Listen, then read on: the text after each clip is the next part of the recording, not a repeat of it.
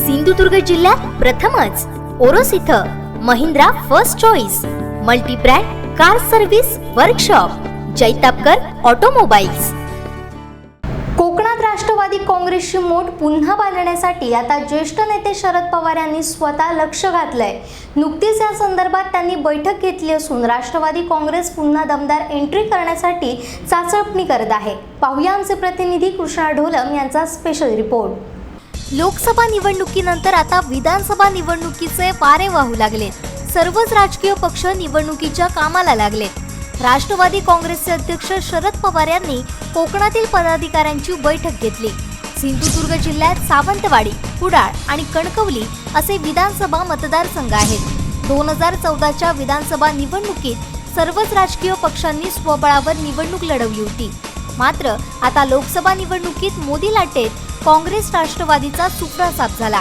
त्यामुळे राज्य स्तरावर काँग्रेस राष्ट्रवादीने आघाडी करण्याचे ठरवले आहे।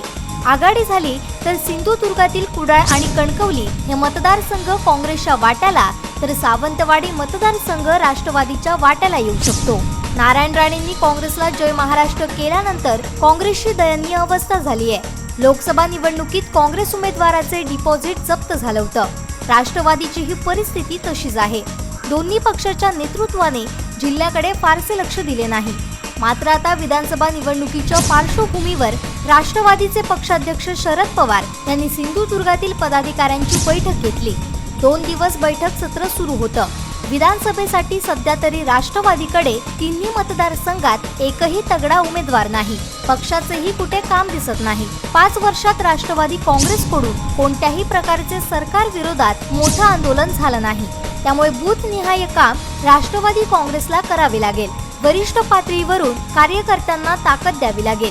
जिल्ह्यात राष्ट्रवादी काँग्रेस वाढवायची झाल्यास विधानसभा निवडणुकीची संधी असून राष्ट्रवादीच्या नेतृत्वाने देखील विचार करण्याची वेळ आली आहे।